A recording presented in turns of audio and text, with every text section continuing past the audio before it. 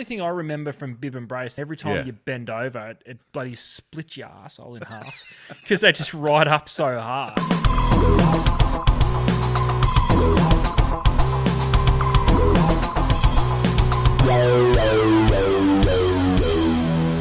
Hello, everybody. Welcome to The Deep Drop. This is a fishing podcast that goes to trade shows and ends up quite hungover or with COVID. I'm Luke McCredden and Adam Ring is with me. Ads, how are you feeling? Are you okay? Yeah, I'm good. I escaped Actually, I did pretty well. I escaped both the hangovers and COVID. so some might say I didn't go hard enough, but You didn't try hard enough. For those that don't know, the AFTA trade show, but Luke and I have just come back. It's an exhausting few days, and that's even with behaving yourself. It is. It's a big few days. It's always fun, full of excitement and ads. We've got a lot to go through. I thought tonight we could touch on the show itself, have a bit of a chat about how it all unfolds and what you do there and a bit of what I do there. I wanted to start talking about some of the new product. I've put together my top 10 ads. I'm going to throw them at you. I haven't shown you this yet. And I thought we should talk about the awards because obviously there is a big part of it is there's product awards and best stand awards and that sort of thing at the industry gala dinner night, which can get loose. Can get very loose. I thought maybe we could even touch on some of the nighttime shenanigans. Oh, hello. Or maybe we can't. And of course there was more to it. So Public Day you were involved in. I managed to get out of that every year so far. Interested to hear your thoughts on how that went down this year, and then a bit of what's next. So it's all starts to roll out into stores, the new products and the new ranges that we're seeing. So plenty to get through. But I guess, mate, for everyone listening, if you're new here, we don't take ourselves too seriously. But as you've just heard, we're very much in the industry. We're involved deeply in what is the greatest industry in Australia, the world. Easily. It's not even close. It's not. I couldn't even tell you what's second.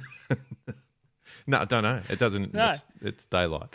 No, we're first, second, and third, baby. That's what's up. But this is very much a fishing podcast, and Adam and I love to just throw ideas around, see where they land. Sometimes they don't. Often they don't land anywhere.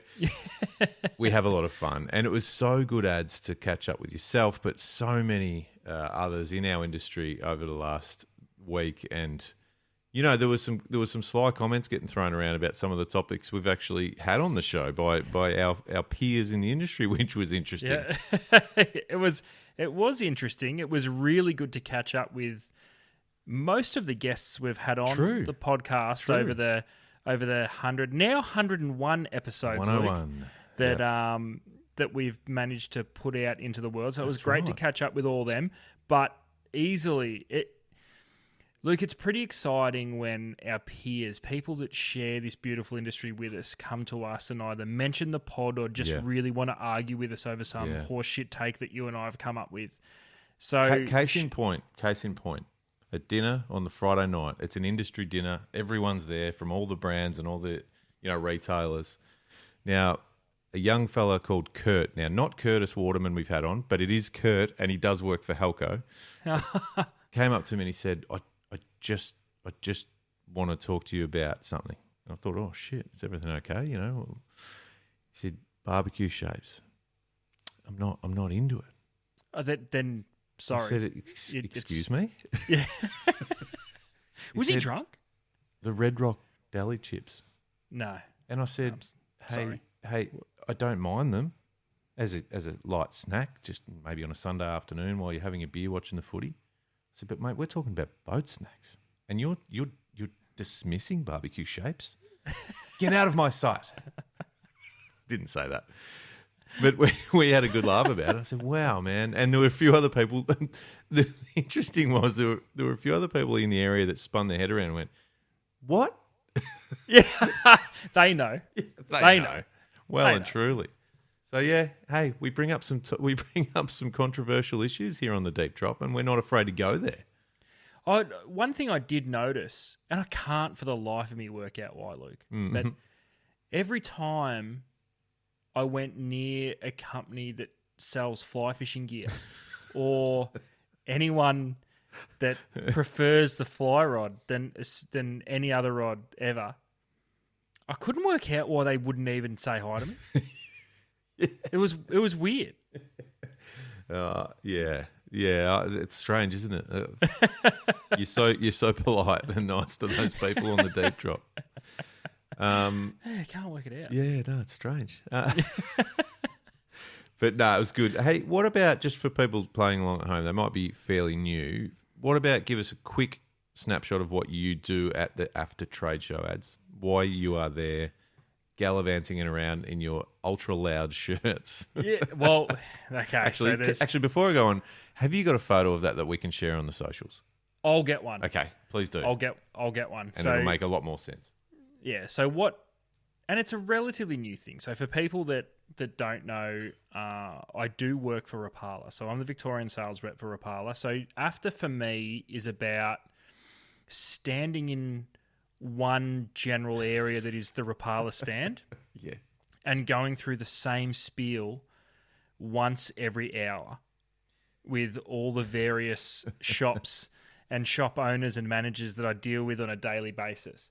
So AFTA for us is about launching new product. That's solely what it's about. We launch the new product for the new season, and in this trade, we start talking Christmas stock and stocking up for Christmas. So that's what it's about for us.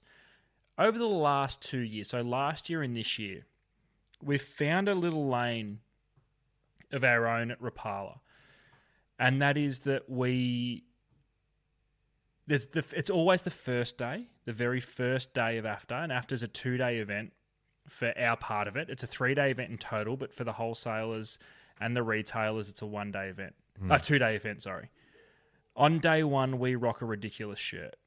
Now, it's always within theme and on brand with what we do. And I thought last year was pretty insane. Yeah. This year we took it to another level, and let's just say, look, it got a lot of attention. Yes. I'll send you a photo so that we can post it on our socials. We need to, because it's a bit. One of the controversy or controversial elements of it is the fact that you're a little bit. Well, not even a little bit. You've mentioned tournament shirts. We've mentioned tournament shirt.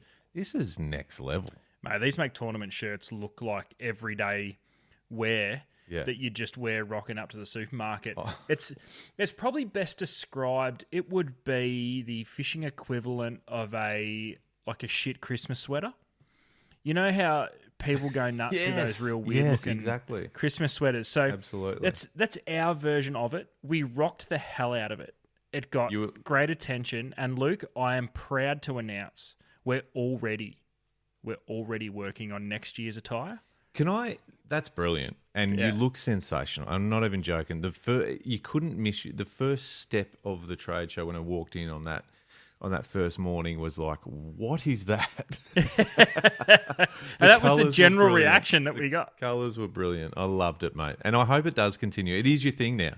Yeah, I know. We're embracing it. We're leaning into it, and we're already working on what's coming for next year. That's how serious we're taking. And people listening, that was day one, and day two you went back to the Rapala sort of a bit black, just shirts. I don't think we can do that anymore. The disappointment that I had to deal with on day two. The commentary getting around the whole show on day two was, what are you doing, guys? Yeah. So then shirts? What I loved was that night at the gala dinner was on. Loud shirts. And the gala dinner, loved it.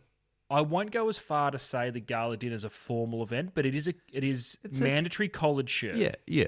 So it's not like you can't just rock up at anything. And yes, these shirts are collared, and we rocked the shit out of them to an industry dinner, and the love continued. So thank you to everyone that commented on the shirts. And I don't think we are going hard. And I don't think you can't be really ridiculed for it. I mean, Steve Morgan, who is one of the people who runs the whole event, is every year in the loudest, most crazy jacket you could possibly find. So I think you're okay. Right.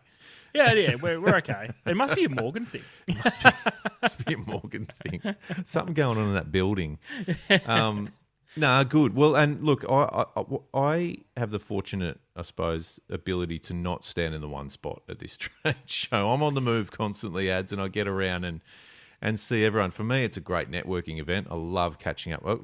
We say it, mucking around, but I genuinely think we've got just some of the great people in our industry, and it's so good to see everyone, and it's a really good vibe.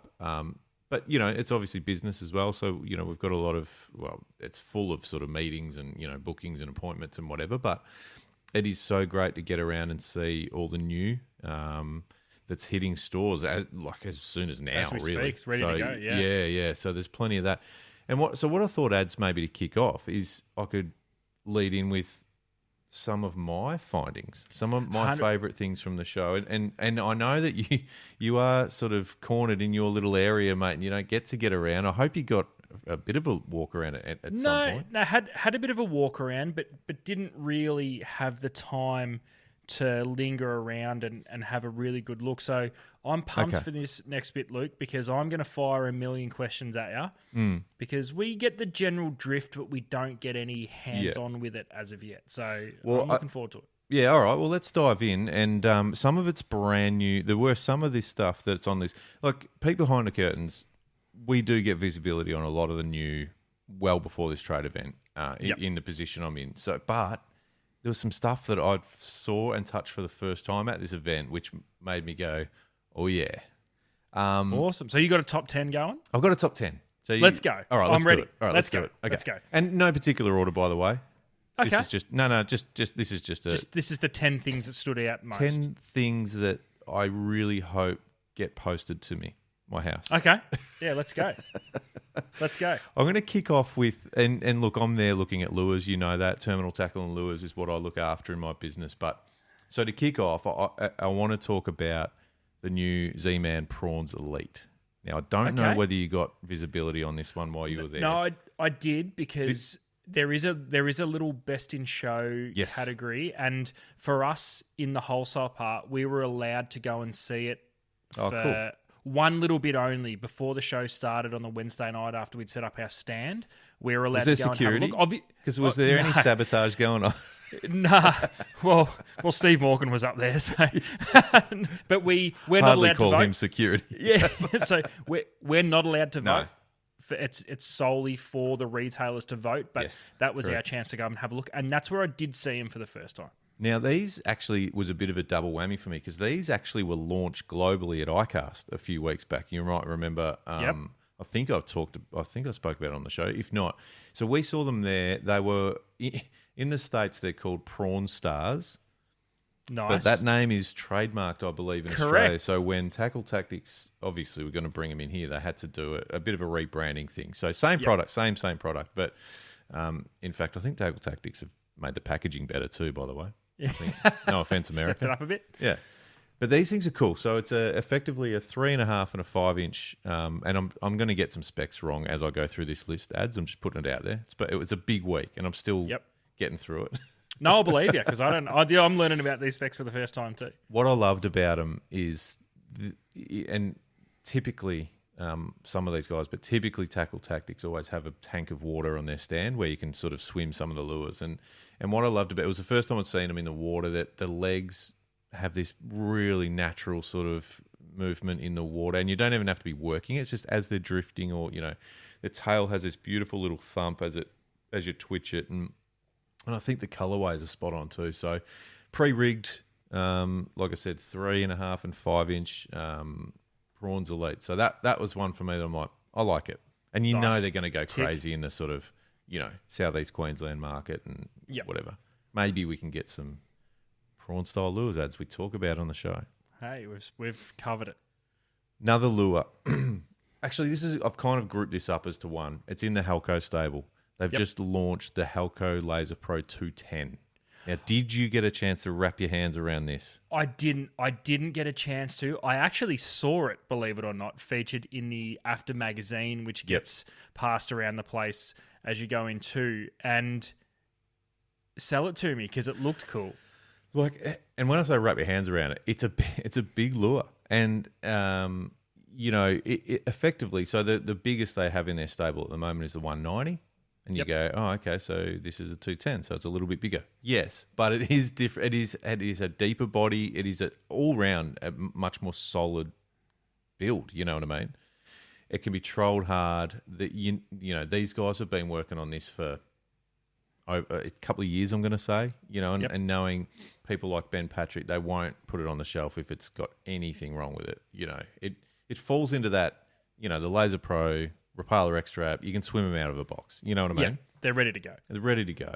Hardware's solid. It's a beast. They've put it through its paces on Wahoo, Mackerel. Al McGlashan's been swimming a lot of them on the East Coast and been catching the piss out of yellowfin and bluefin. So it's doing its job.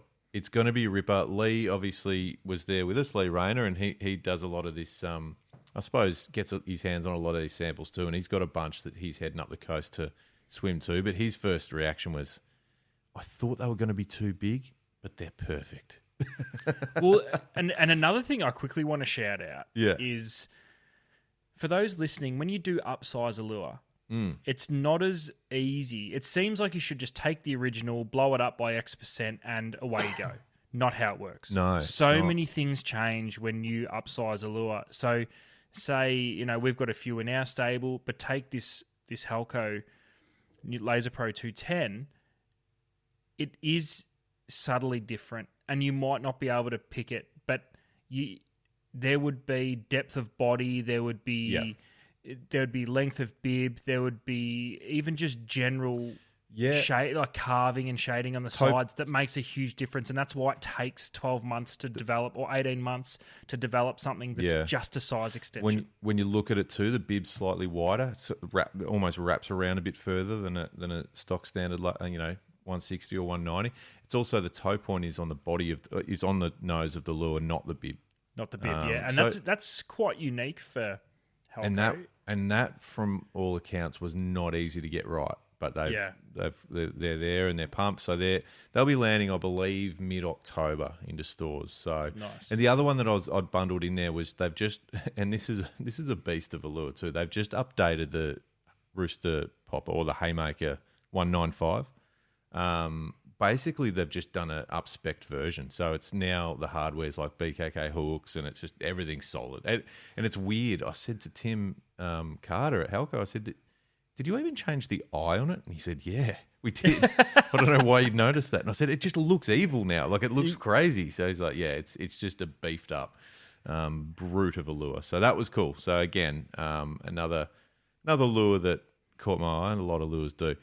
And I'm going to, at the end of this, by the way, I do have some Rapala stuff, but I want you to spit out your top few just from your stable as well, because obviously you're there saying the same thing every day.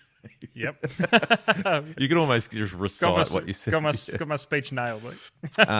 We do need to look at a reel, though, and I know there's a lot of hype around the Vanford, and I think as we go through the awards a bit later, I think the Vanford won, best reel. Yep. I love the saltwater Stratic. Okay. This is interesting. Talk me through it, because I haven't even seen it in the flesh. I didn't get over to Shimano to have a look, but I've seen it in the advertising in the magazines. To me, it looks exactly the same as the old one. Yeah, but and I loved the old one. And I had no issues with them at all. No, and I think we've spoken about, there seems to be Stratics dropping every 6 months. But there was something, and again, don't get me wrong, the Vanford was a beautiful little reel. I love the 500 model too, which is kind of interesting. Wouldn't mind getting your take on that, maybe in another episode. But I don't know. I think for me, the Stratic SW was just, there was something really kind of, and I don't know if this is even the right sort of way to explain it, but strong and metallic about it, that had this sort of like, you could do a lot of damage to it and it's not going to get hurt type look. And I don't know, I kind of like that in reels that I use.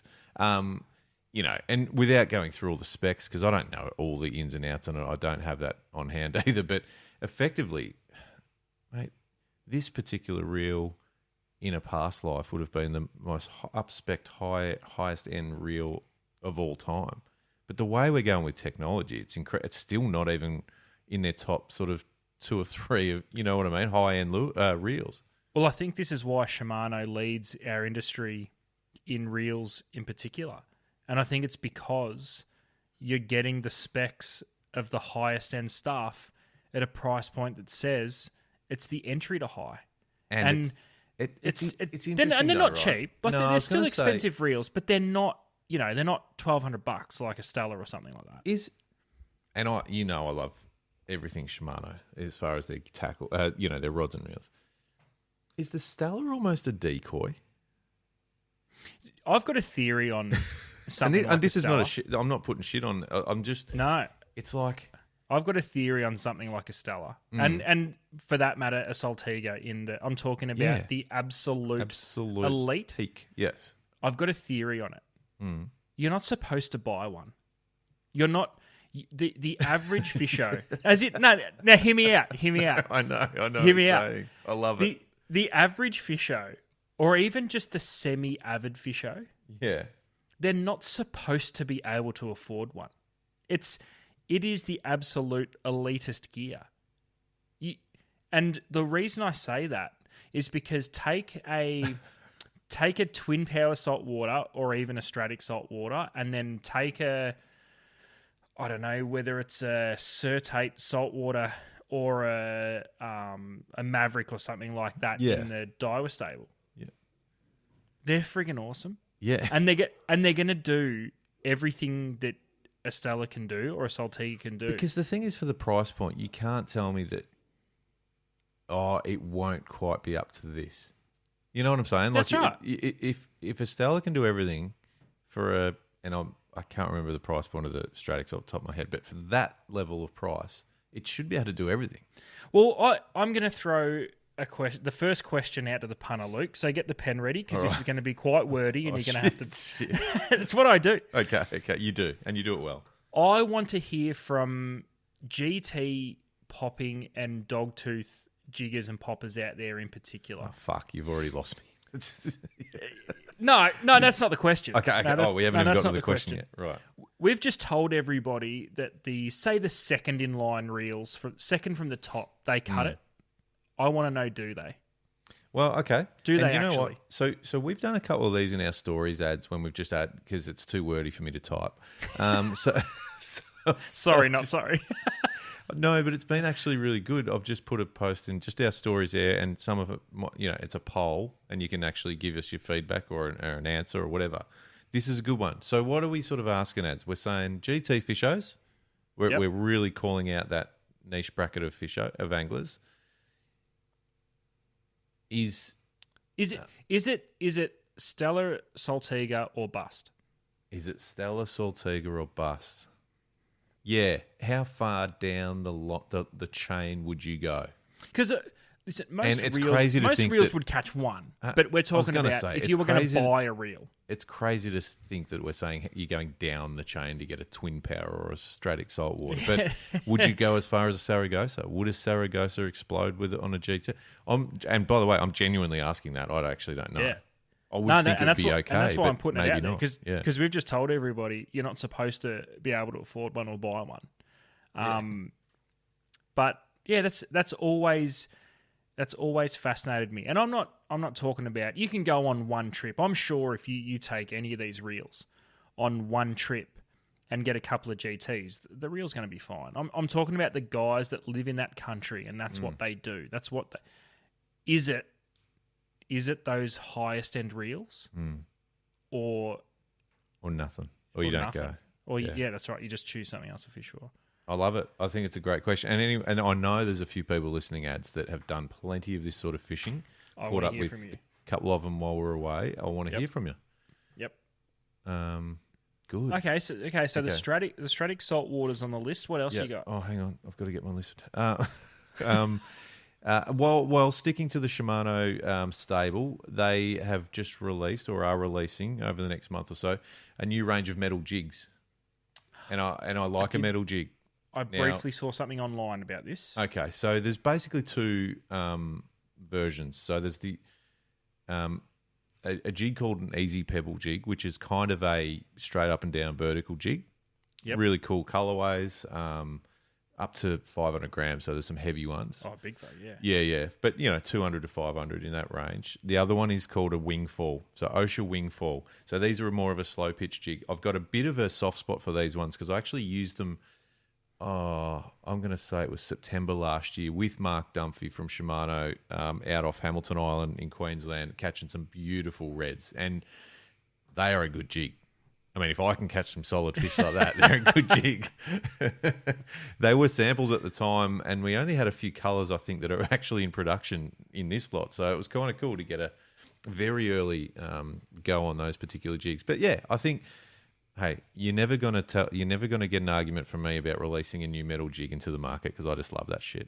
Yeah, nice. They looked impressive too. The colours looked impressive. From what I saw online, the colours looked quite impressive. Yeah, and it wasn't excessive as far as the amount of colours and sizes. Like, it was a pretty tidy sort of block of product on the wall. So it might might be 5 or 6 colours. Yeah, nice. You can get carried away doing that, and can. And I'd still fall for it if you did 20 colours. I go, yeah, right. But no, so that was cool. Now, shout out to the Froglies team, because I've been a bit critical, and you know this too because you've got these rods. The Samurai Reaction, old school. I'm talking old school. The OG. The reaction. OG. Still, when they were a 181 and a 302 in my arsenal are still my favourite rods of all the rods I've got. Yep. They redid the reactions as well as bring out a whole bunch of other rods in the Samurai stable. They just weren't the same. The reactions just weren't the same. Don't get me wrong, they were nice, and there was the names elude me at the moment, but other extractions and stuff like that. They were cool, good rods. They've just brought out the new reaction. Did you get a chance to see it? Nah. Okay, because you would have just been emptying your bank account into the Froglies. They are sensational. Ooh. Yep. I'm talking feel every bit as good as my OG reaction, if not better. Okay, Jerry, you'll be getting a phone call from me. Yes, you will, Jerry. Just saying. Yeah. Does he listen? Do we know? He'll just send him the link. Yeah, that's right. I'll still be calling. Mate, seriously. And look, I'm not going to go. I don't have the whole range of rods in front of me, the whole spectrum of specs and whatnot. But it was quite a broad range. But Jesus, and no, listen, this is a high end rod. There are no. There's no part or component to this rod that they've done cheaply. In fact, you could argue they've gone overboard a bit on, but like the real seats and but that's what it is. It's a high end rod, right? So massive shout. I love it because I've always loved those reactions. So love that they've redone a new one, which is just schmick. Awesome.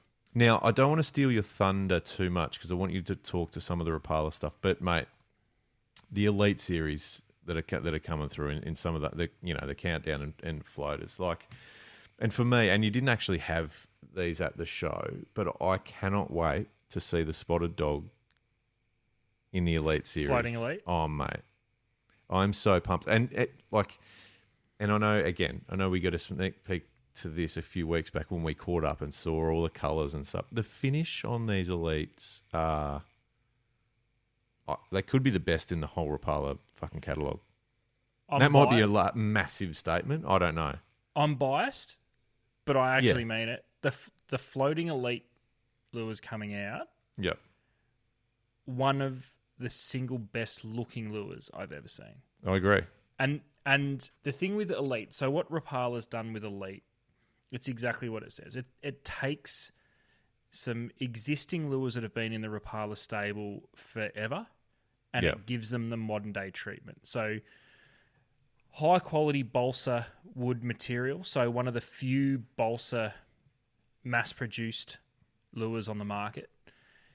In some models full wire through.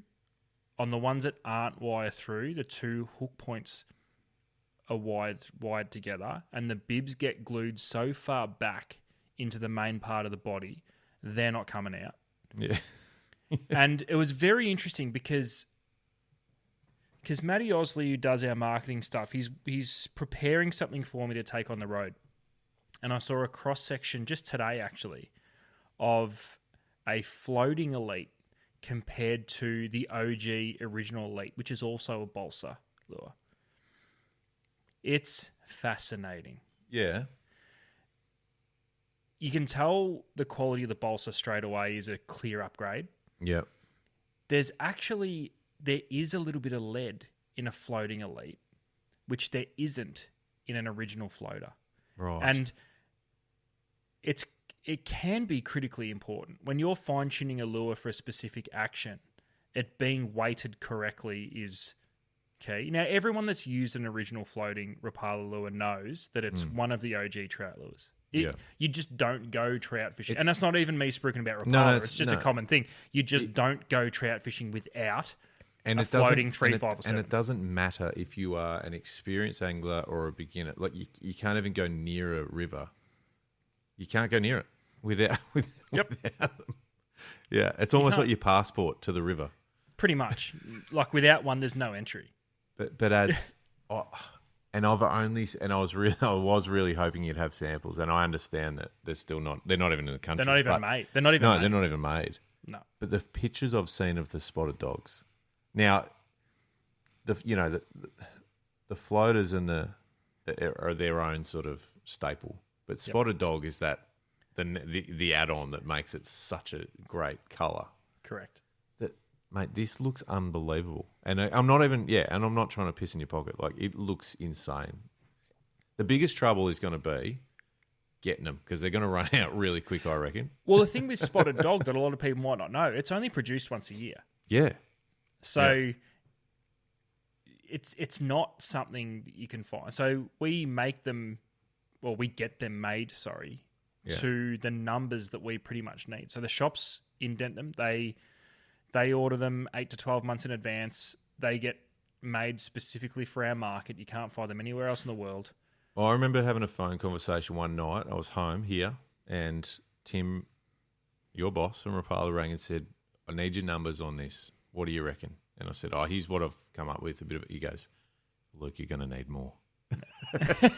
which obviously every whole good wholesaler will say, but he goes, no, these elites, you're gonna need more. That's what was hard with Spotted Dog Elite. No one's ever seen them. This is the first year that we've done Spotted Dog in the Elite series. But then also we asked the retailers to order the Floating Elite, which even as working for the company, I hadn't seen Floating Elites yet. Yeah, don't care. Get them. And I've seen the lure. I've seen the lures now, and I've seen the finish. And so the Elite program is definitely one that's growing quickly for Rapala with heaps of different. So I know subprints. Spotted Dog are a couple of months away, but the rest of the Elite program is going to be it's around. Pretty much here. We're just waiting. Yeah. We're just waiting on the. It was a bit of a split arrival for us, so we have got some of the colours in stock. We're just waiting on the last couple so that we can release it as a whole. They'll be here in a matter of weeks. Let's get our hands on some, and maybe we could do a. Oh, I should say this off air. Maybe we could do some sort of giveaway or something. I'll see what I can do. Okay. All right. Okay.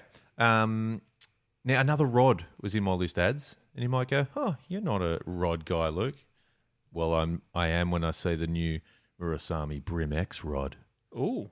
Oh. Have you used or played with Murasami rods? Yeah. So when I was at Tackle World before jumping over to the wholesale side, we did actually sell and stock quite a few Murasami rods, but I must admit I haven't seen one in, I reckon, near 3 years. Talk me through it.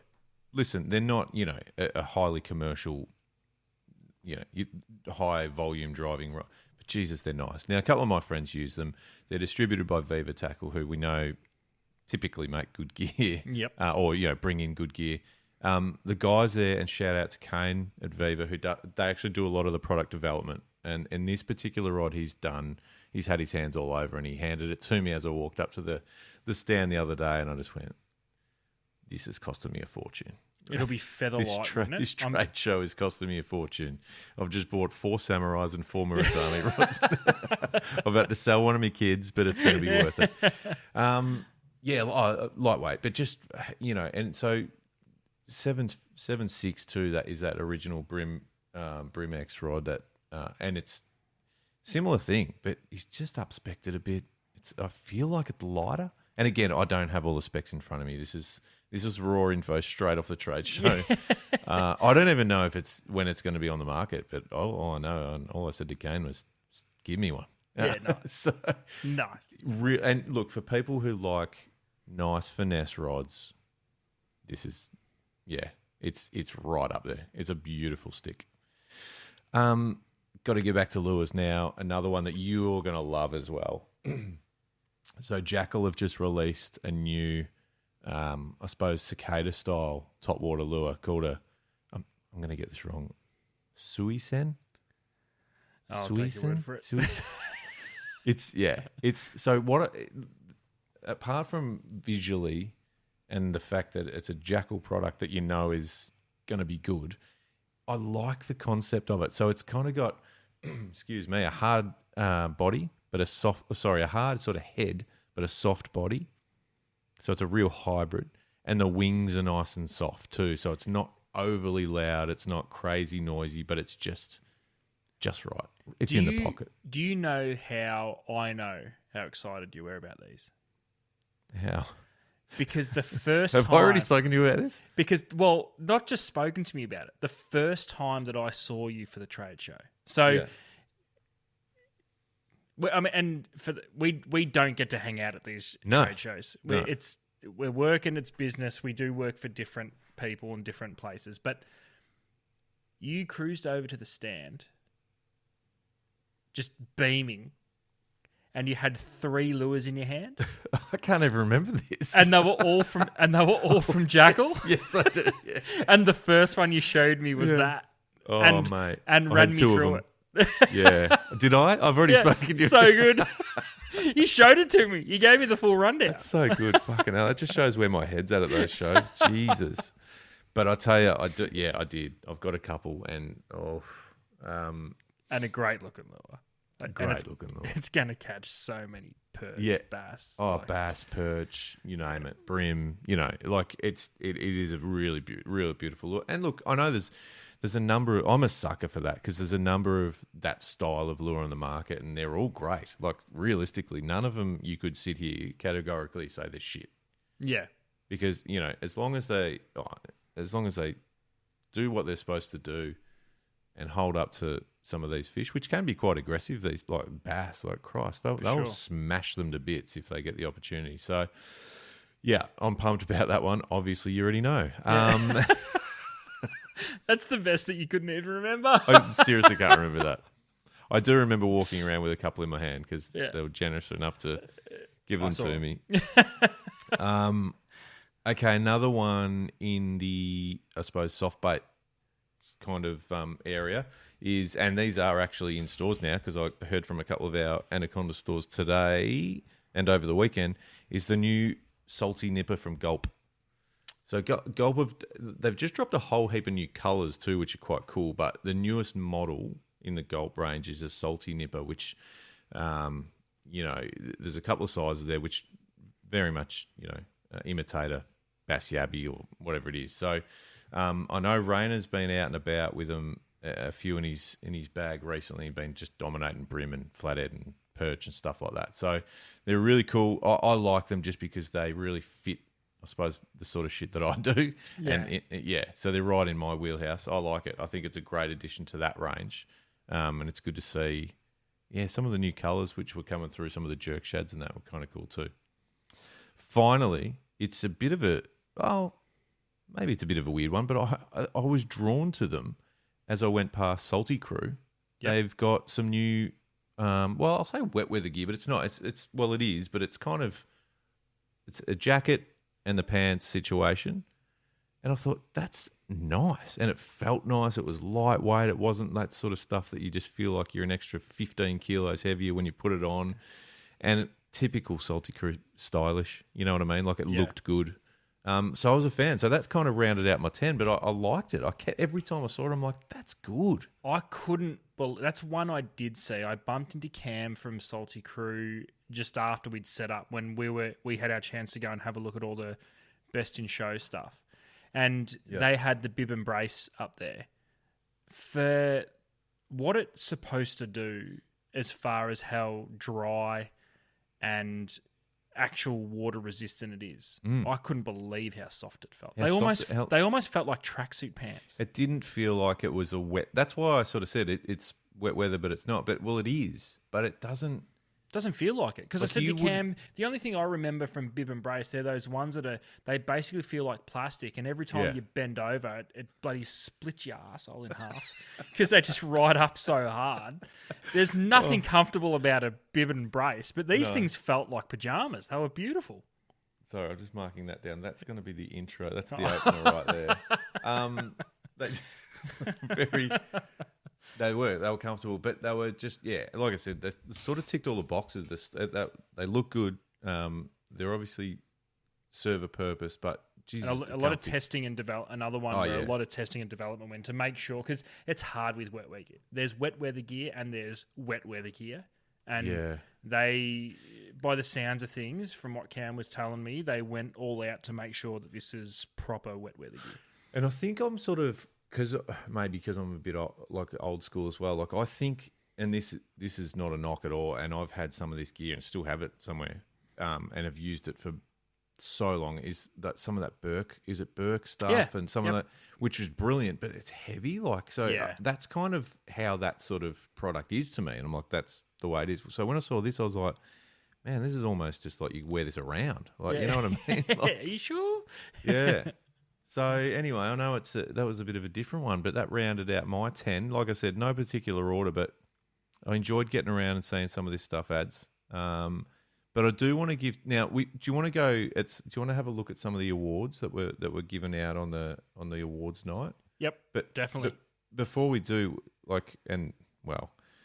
some of your stuff's in this actually. So I was going to say, do you want to do a couple of things from the Rapala stable that were released? Well, I think everything we're about to cover some of the stuff in the awards, so I'll elaborate on that. I reckon just get straight into the awards. Dive in. All right. So, and just to explain, I suppose the how it all works. So it's the best in show, and it's new, obviously. The trade, or the wholesalers put forward the products they want to submit to the awards. I'm making this up, by the way. You would know more about this than I do because you're the one that you guys do it. Is that right? Is that how it works? Yeah. So basically, any company can submit anything. There's designated categories. It's already set by AFTA. Yep. And you have to nominate the product into which category it goes into. So it is a category-based thing. It is all voted on by the industry itself. So none of the wholesalers are involved in the voting. This is voted on by retailers. Correct. Yes. All right. And so what we'll do, it'd be cool. We'll just go through the categories and the winners. Yeah. Yeah. Happy with that? Yep. All right. Yep. And this again, I'm just reading this off the AFTA website, so it's no particular order. But best rod was so. This, by the way, doesn't have...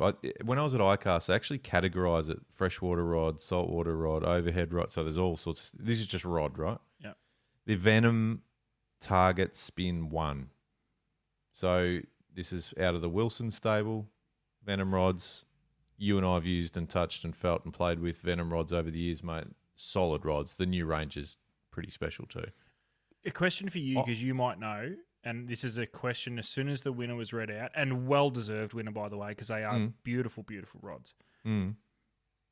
Is it a rod that's designed for forward-facing sonar? It is. What the fuck makes a rod designed for forward-facing sonar?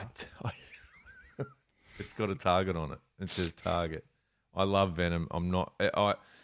they don't even need to say that, and I would still buy it. Do you know what I mean? No, that's but what I I'm don't saying. know. I'm not shitting on it. It's a legit question. No, I think it's a great question. I don't know, and I should know more about that, but I don't. So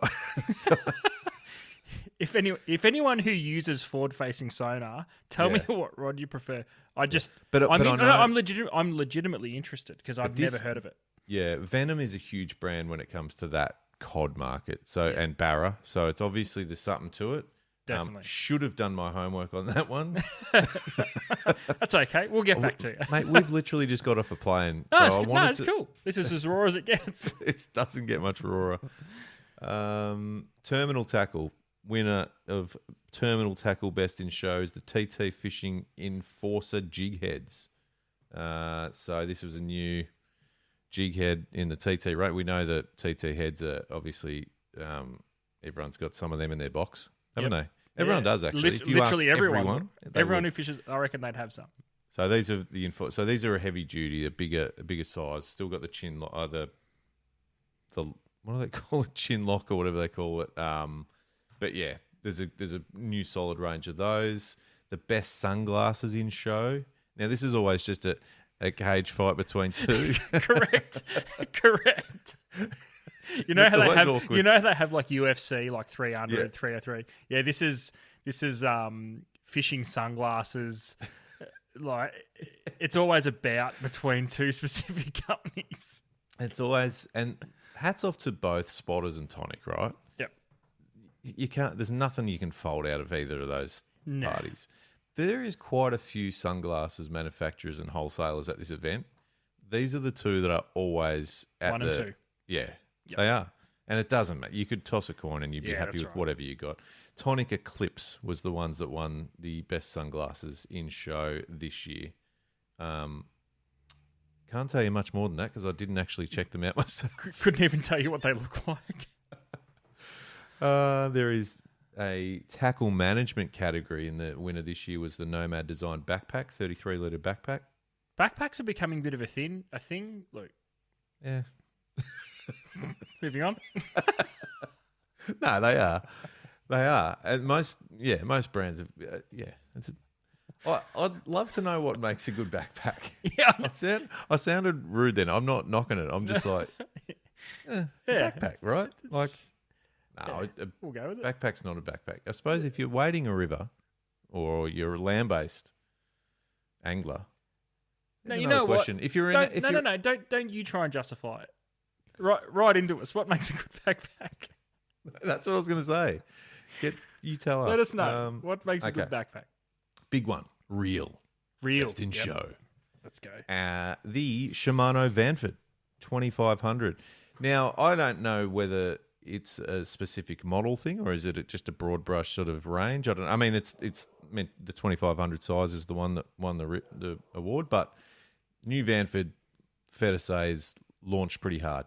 Keen to see the 500. I want to see how small it actually is. It's small. Feels a bit weird. Not weird bad, but just weird because it is much smaller. I actually got a glimpse and a play with, there would have been at least 3 or 4 models of Shimano reels in the States at ICAST that had that 500 size. Interesting. Now, we've just got the 500 in the Vanford here at the moment, but yeah, beautiful reel, mate. Like, seriously, you not... And this is a beautifully priced reel too. When I say beautifully is a weird word, but it feels right where it should be. Do you know what I mean? Yeah. And feels reachable for a lot of people. So, now over to you for the best hard lure.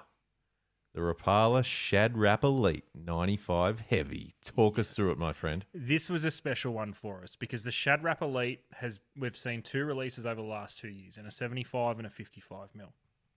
Now, overseas had really no interest in doing a 95, but for our market, it's absolutely perfect for river cod, barra, jacks, any of those sort of really hardcore estuary / light inshore type stuff. Tough sort of estuary style, inshore style. Yeah. And what made it our own is because it was something that we directly had a hand in, it meant it comes in the box with the appropriate hardware. Now, the issue with getting lures from overseas, they're generally made for markets that don't really suit our own in the terminal part of it. They generally come with light gauge hooks and rings, but the implosion feeders that we're dealing with barra and cod specifically, they're so hard on tackle. They really are. We see it a lot with, you're right. It's the trebles are way too light and the gauge is just all wrong. And it's designed for bass in Japan, bass in the States. It's bass. That's right. And if it's not bass in the European market, they're pike lures. And Rapala being a European company, there's a lot of pike lures there. Yeah. So it was awesome. We got to really get involved in the design process, and shout out to Mick Horn and Tim Morgan, who had a red hot crack. And the Shad Wrap Elite 95 you'll start seeing it in stores really soon, but it comes kitted out right from the box that you can take it. For us Victorians, you can take it up north and you don't have to worry about anything. Just put it in the water and catch fish. And again, that Elite sort of Oh, the finish is ridiculous. The finishes, yeah. The gilded finish is next level. High quality balsa, like gorgeous lures. I got to see Mick in action with a few earlier in the year when I had a fish with him too, when they were just only a handful of samples. I think Tim was quite nervous that we're going to lose them, but beautiful They're lure. Great. So, the best game fishing lure in show for 2024 was the Molossi Vader 190 floating stick bait. Now, for anyone who Molossi are all over the socials. Like, you'll see them. They are a cool brand. They are a cool product. And some of their handcrafted stick baits, the biggest stick baits they do, are spectacular. Because not only is the build sensational, the paint job and the finish is just immaculate. I think they were the darlings of the show, and I mean that with the utmost respect. It's not knocking them at all. They were a small lure company that not too many people had heard of. They went all out with the stand. The stand looked brilliant. It was epic. They dominated the public day. Yeah, so heaps of interest. They won awards. The lures looked next level, and I didn't get a chance to go and have a really good look at them. But they were the little stand that come out of nowhere, in my opinion. They did an incredible job. And do you know what's great about it? They're bloody ripper blokes. Really good people. And there's a great story behind the brand too that we'll get them. We might get them on at some stage for a chat. Talk us through the story. John, one of the guys who owns it, he's so passionate about his brand, and they haven't just thrown together a few lures for a range and gone, let's go to AFTA. This has been a working, literally their garage for quite some time. Well, it paid off because the reception they got, and rightly so, was next level. And it was great. They were a great little stand. Best soft lure, Adam, over to you. Crush City Imposter 4.5 inch. So 2 years in a row, the Crush City Imposter, which is a prawn-style plastic, has taken out Best in Show soft plastic. So this is the biggest size for us in the Imposter. Bigger than, so you were currently doing a smaller version of this. That's right. So this is the bigger version. Luke, I could spend a full podcast talking about Crush City because it was a project that very quickly became a passion project for Mick Horn in particular. Well, just to cut in, you know what? We will, and not tonight, but we will, because I would love to get Mick Horn on the show. Yep. He's one of the best anglers and I've only fished with him once, and I know I've spoken about it probably 100 times, but he was fascinating to fish with. But it's more about what he's done with this particular range of product that he's... I love it. It's a great story. There's so much that goes into developing something as basic it seems to be a soft plastic. But the Imposter Prawn, second year in a row for best soft plastic, and Crush City was huge again for us. This show, and that was what our pajama shirts were based on. Yeah, I can't wait to post a picture of that. All right, now the next one maybe. Made me giggle a little bit, not because of what it is. I'm actually super impressed with this particular product. It was more about the category, right? So just painting a picture for everyone at home. The category and on the night, the runners up were announced as well. And I think I know where you're going with this, and it was.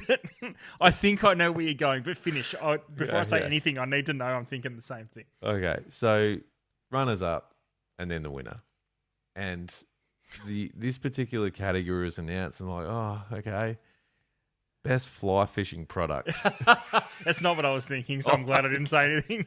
But anyway, I switched off. I fell asleep. I didn't know anything was happening. So this will be the first time I hear about this. It was just white noise while you were doing this. I think I went to take a slash or something. I thought, okay, I haven't really paid attention, but hopefully, I'm sure this... Because, look, some of the rods and reels in fly fishing are pretty spectacular and high end and all the So I'm like, all right, what rods or line, like new technology line or reels? Runner up was a pair of pliers or scissors or some shit, and the winner was a pair of pliers. So safe to say, not a lot happening in the fly fishing scene. Not a lot happening in the fly fishing. Now, having said that, massive shout out. This product is fucking cool. And I know it's a pair of pliers. This is from AFN, Bill Klassen. massive shout out. C Pro Extreme 140mm pliers. Now, the reason I'm impressed with this won best in show at ICAST for a fly fishing product. So for fly fishing as well. Bill's taken the fucking chockies over at ICAST with these. And then come over here and done the daily double. It is a great effort because I've been to a lot of AFTAs and a lot of awards nights. I think it's the first awards night I've been to where Sage didn't win anything fly fishing. It's also big that in the States, because fly fishing's huge, like bigger than here, I would imagine. Well, bigger commercially than here. There was a big, I suppose, presence of it at ICAST, so lots of product. But yeah, Bill Klassen's just gone, thank you very much, fucking bang, bang. So good. Best line, Daiwa Saltiga, that's a mouthful. 12 Duras Sensor, 12 EX. Braid. Braid. Saltiga braid. Yep. Next, combo. 24 Saltiga, 15 and 25 Saltiga SJ S62. That's a fucking expensive combo, just saying. That is it's a beautiful combo. A beautiful combo. Beautiful. Like that rod is sensational. And the reel, I've felt it, but I haven't used it. But that is a nice setup. Yeah, you're going to have to sell another one of your kids for that. But it is a good combo. Best fishing and boating accessory was the Wilson Electric Assist battery. This is effectively a battery pack for electric reels. That straps to the rod, doesn't it? It's not.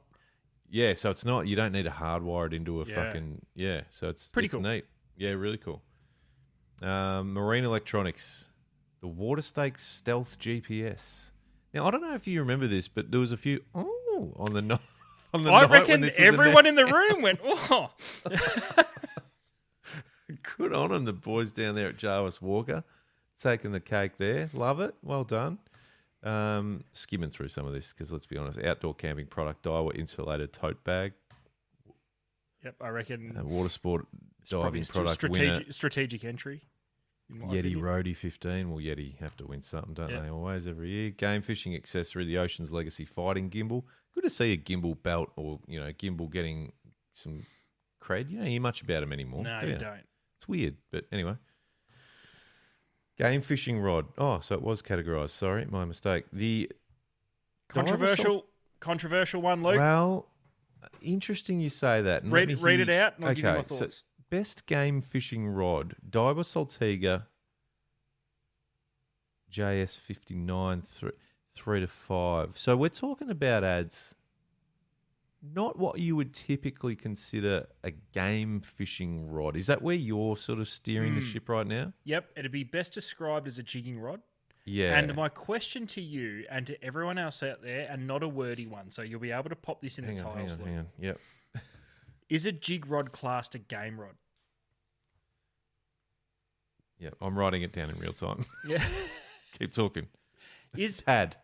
Is a jig rod classed as a game rod? Because as soon as I heard best game rod, I expected something with rollers. Yeah. Or if not rollers, would house a big overhead game reel. Yeah. What you would typically and traditionally consider a game rod. And some sort of trolling / swordfish type arrangement. Let's be honest. Beautiful stick. Unbelievable stick. Great rod. But is it a game rod? You could deck yourself out with a set of these and you would just be set for life. But yeah, is it a game rod? Don't know. Well, it is according to AFTA. Okay. Oops. Where am I? Sorry. I'm all over the shop ads. I'm excited about new product. The clothing accessory Nomad Spray Jacket Crafted Series Intercoastal. Well, I've just done a big pump up to the Salty Crew stuff, so that's awkward. And that's it. That sort of rounds us out. I mean, I won't go through the runners up. But the best, there's also a thing for, and again, just, we can't assume that everyone knows what AFTA is and how it works, and particularly these awards. But there is obviously some best stand awards, and you mentioned Molossi. They won the best small stand, and it was a neat little rightly stand. So. There is photo of a bunch of ugly looking mugs on the best medium stand winner, which was it's Rapala. Sorry, correct. And it was there was a couple of things that got us over the line. I'd say, Luke, I think definitely most people voted on day one where they couldn't help but see our shirts. True. So our stand stood out like dog's balls, but but it was well laid out, mate. It was a good stand. Shout out to the crew up in head office up in Queensland. There, they did an incredible job. It was a great looking stand. We went with new product only, and the amount of sign writing and just careful and thoughtful placement. It was great. It was good. Large stand, best large stand, Pure Fishing. Now, Pure Fishing really bring out the big guns when it comes to their stand. It was pretty spectacular. Again, very similar to last year, but it's an impressive display. And finally, the best stand, the overall winner was Daiwa Australia, who again, not a really well laid out when it comes to checking out all their rods and reels and bits and pieces. So. That's kind of it, mate. That's the awards, nice. Yeah, good year. There's a lot to unpack, and I know this is a bit of a longer episode, but we thought we'd go into detail. We probably didn't do it as much last year, Ads. We didn't go to it as much detail when we were talking about AFTA. But I wanted to because I think it's a big part of our lives. And it's worth talking about. It happens every year. We see all the new stuff for the first time, and it was another successful trade show. I've got a message this morning from someone, John Cahill. Yep. Shout out, John, who was at AFTA with the Tasline team. Yep. And Burley Pro, is it? Burley Pro, yep. Yep. Who messaged me, and I thought, fuck, that's not bad. So he's thrown it out there that just a suggestion. He's not saying, but in the awards, a potential category that could be interesting to add to the already fairly long list of categories is an Australian-made category. Ooh. And I thought, well, shit, we've got some great Australian-made products. And my mind goes straight to Platypus Line. Yep. Wilson Rods. Yes. Tasline. Yep. You know what I mean? Like, obviously, that's where he was coming from, and fair enough. So it is a category that would have multiple entries. It would. Well, some of those handcrafted Molossi stick baits. Yeah. There was a crew there from Rigmate. Who I don't know if you saw or familiar with Rigmate. Yep. Are they the pre-tied droppers that come on a spool of leader? Great idea. Yep. So, I literally just sort of reeled off 5 or 6 there. So I think it feels like a no-brainer to me. And it's kind of just a bit of a tip of the cap to Aussie made stuff because we know it's hard, and it's not because no one wants to do it, but it's bloody hard because let's face it, it costs heaps to make, and to sell, right. And reality is it's cheaper to get them done offshore. But I mean, there's a whole raft. The other thing I thought of, and this is just an add-on to John, and by the way, John, great call, mate. I love it. And a bit of an add-on to that is, could a category like that encourage some more, exhibitors to the show? And what I mean by that is, there's so many really, we call them backyarders, but that's not in a disrespectful term. That's kind of just the nickname that's gone around. But handcrafted cod lures there's a real niche for it and a real market for it. Yep. Man, you could include some of those. All of a sudden, you've got quite a range of Aussie-made product. Encourage a little bit of innovation and stuff designed made specifically in Australia for our market. I think it's a no-brainer. There's more than enough product to put up for the award. That's for sure. I reckon you should submit that to the AFTA board, John. Do it, John. There's a motley crew of Cord Lucas, Jared Day, Billy Parsons, Michael Starkey. It's a rough crew. Ben Scales. Benny Scales, he's getting it done. Get it to him. Whip up a one-pager. I'll back it. Support it. Probably wouldn't even need a one page. I think it's just a no-brainer. One page is a lot for those guys to read. make the font pretty big. You might have to do some pictures and diagrams, John. I think I genuinely think it's a really, really good idea. So I'm all for it. I'll support it for sure. I think it's great. Add it in. And I love it. Anyway, listen, we've waffled on for a bit, but I'm really passionate about the industry we're in, ads, and I'm always excited to check out the new. I know you are too, so I just wanted to give you my top 10 that you can now go away, do some homework on. I'll be checking a few things out. Oh, mate, there's so much. Yeah, I'll be checking a few things out. You're going to need to. Yeah, And now I wanted to ask you, because it's something that I'm not involved in, is the public day. Mm-hmm. Now, I know over the last couple of years it's gained more and more momentum as far as attendance. Yep. Tell us, how did it look this year? I know you were there for the majority of the day, but not the whole day. But how did it unroll? How was it? Were there people everywhere? It looked like there were people fucking everywhere by the videos I saw. It was utter chaos in the best possible way. And what I mean by that is when, as exhibitors, we go in a little bit early, and it's just it's a flurry of staff and pro staff unpacking giveaways and freebies, whether there was lures or we had some inflatable Rapala lures that we could hand out to the kids, and there were show bags. There was, I think Daiwa even gave away a reel. Like, it was pretty crazy. I saw Tackle Tactics giving away gift packs that had heaps of stuff in them. Yeah, so it was definitely well worth anyone that went. But the most amazing thing, Luke, and second year in a row that has happened, and if you jumped on socials, I'm sure someone's put something up because everyone was walking around with cameras filming it. The line to get in, I saw it, was incredible. So AFTA's hosted at the exhibition centre on the Gold Coast Convention Centre. And it's not a small venue. No. The line went out of the building and down multiple flights of stairs. Far out. It was insane. Ads, did I see a sort of version of the 90s Maya sales where the doors burst open and kids were running in? Yeah, what were they running for? I'd never quite understood. Well, I don't know, because I can tell you what, they ran past the Rapala stand. Right. But right.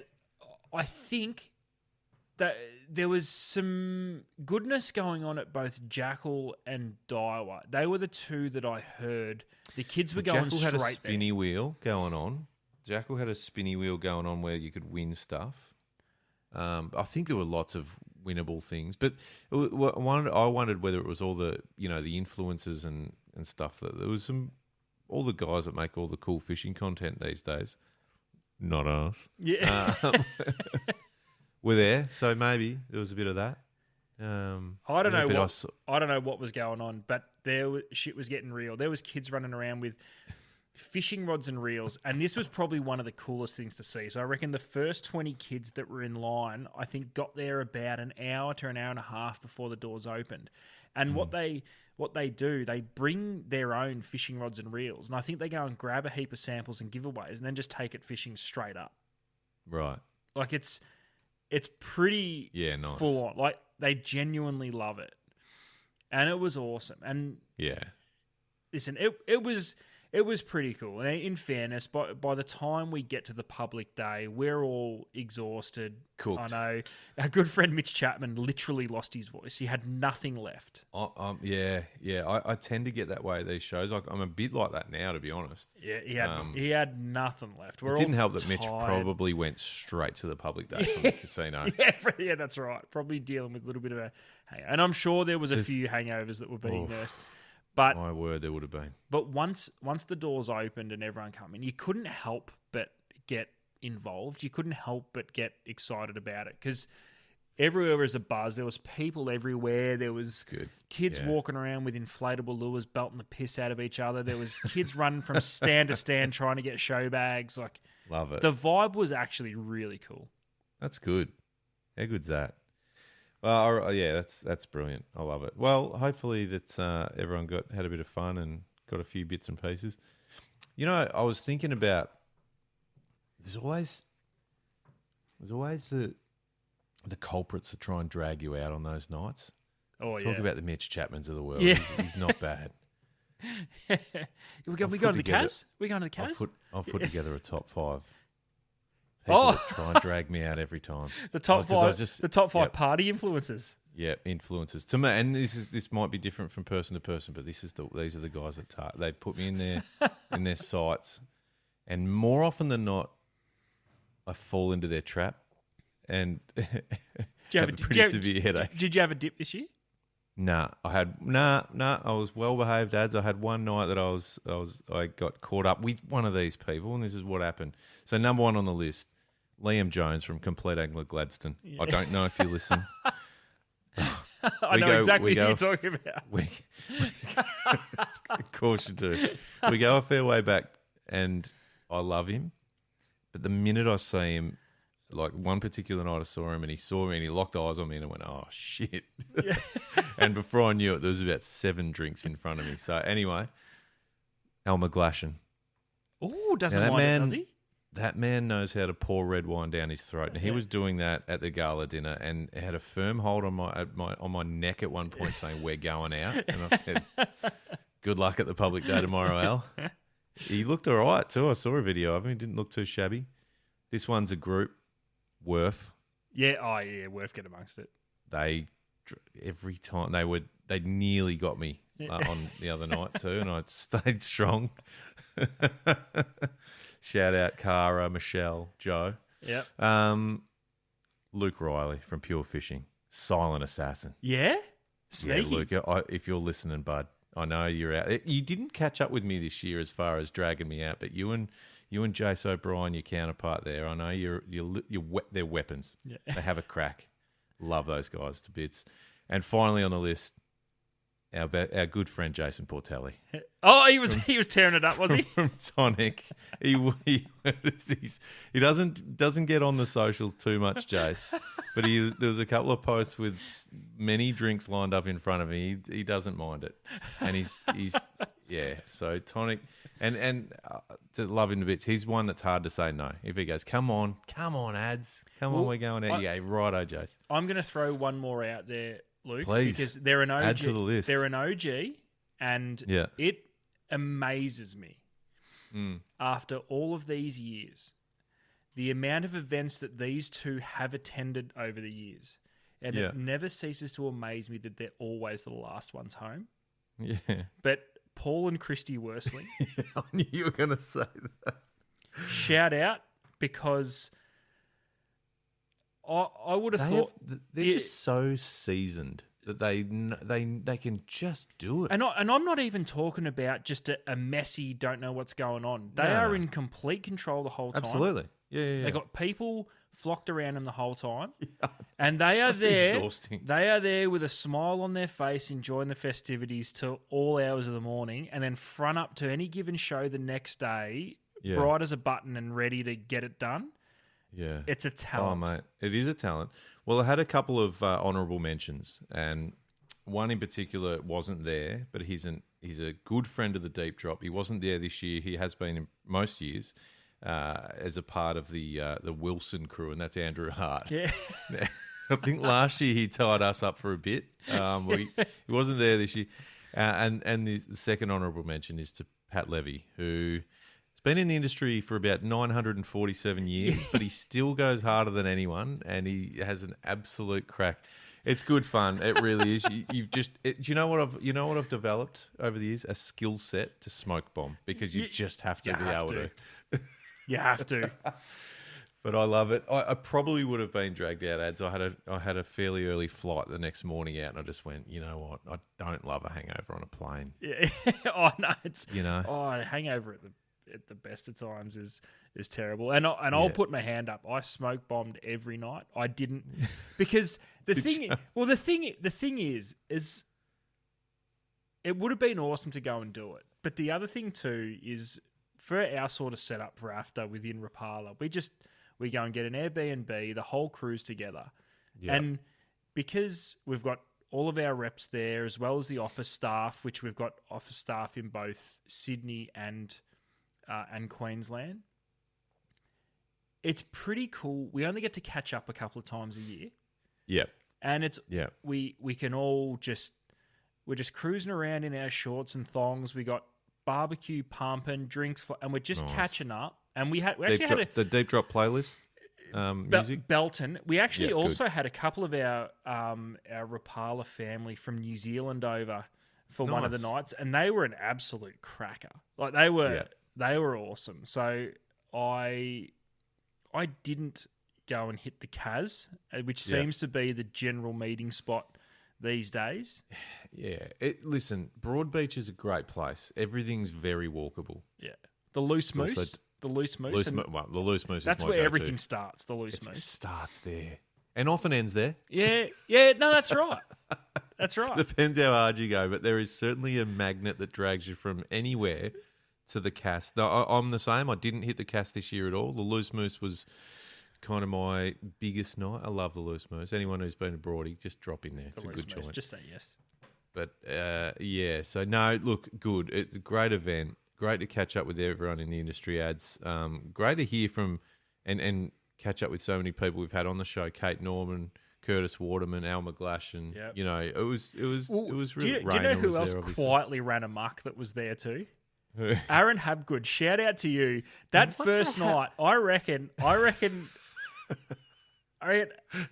Red would have had one of the greatest first nights in the history of AFTA, and he was. Well, he's an AFTA rookie, right? Yeah. So he yeah.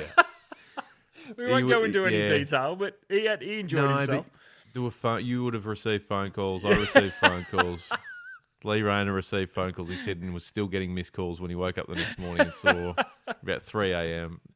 He went hard on night one. So good. Love it.